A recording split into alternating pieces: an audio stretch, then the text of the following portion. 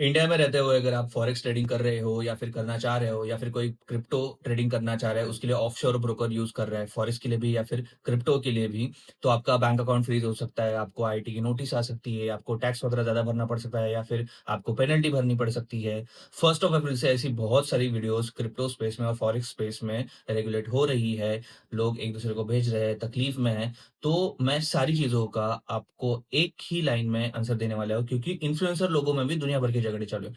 एक सिंपल बात समझो, आप अगर सीएफडी ब्रोकर में अगर कोई भी फॉरेक्स पेयर में ट्रेड कर रहे हो, जो ऑफशोर ब्रोकर है या फिर आप एफआईयू प्लेटफ़ॉर्म पे कोई भी ट्रेड कर रहे हो, आप कहीं पे भी रिस्क फ्री नहीं हो।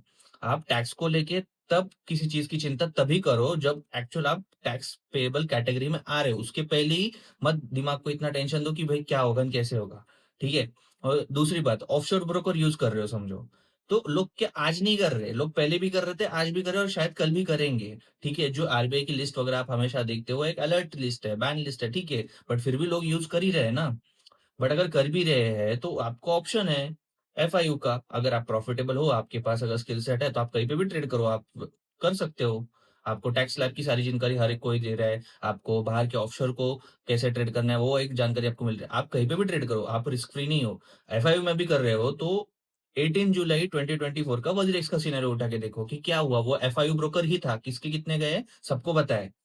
ठीक है? ₹1 नहीं मिला किसी को। ऑफशोर ब्रोकर का कभी कुछ इश्यू होता है तो थोड़ा एक्शन इसका चालू है। आज के टाइम पे वो चालू है। ऑनबोर्डिंग वो लोग ने नए यूज़र्स की बट किसी को पे आउट को लेके या फिर कुछ अदर चीज़ों को लेके क्या तकलीफ कभी हुई है क्या? वो रिसर्च करो और अगर खुद से कर रहे हो तो खुद का एक ट्रेडिंग प्लान जो है उसको डिसिप्लिन में रखते हुए सारी चीज़ें जो आपको सही लगे उसके हिसाब से करो। आपको लोगों को फॉलो नहीं करना है, वो आपको सिर्फ़ उनके सजेशंस लेने हैं, उनकी गाइडलाइन लेनी है। जो भी करना है आपको खुद से करना है, आपके हिसाब से करना है। और अगर समझो अगर आप प्रॉफिटेबल बनते भी हो, अगर अच्छे से ट्रेड वगैरह कर पा रहे हो और महीने का 3 टू $4,000 के बीच में अगर आप हो, तो एक एनुअली आपका एक कॉस्ट शीट निकालो कि आप उतना बना पा रहे हो कि नहीं बना पा रहे हो। अगर बना रहे हो तो वेल एंड गुड।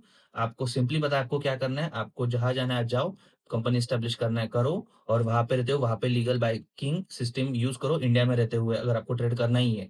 उसके पहले 10 चीज़ों का टेंशन लेके ये झकमारी दिमाग में मत डालो कि क्या होगा और कैसे होगा अभी। जो भी होगा आपकी किस्मत है, आपको अगर नोटिस आई, आपको अगर टैक्स भरना पड़ा वो आपके ऊपर है।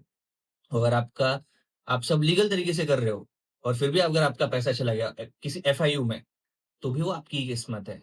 I hope this is helpful for you.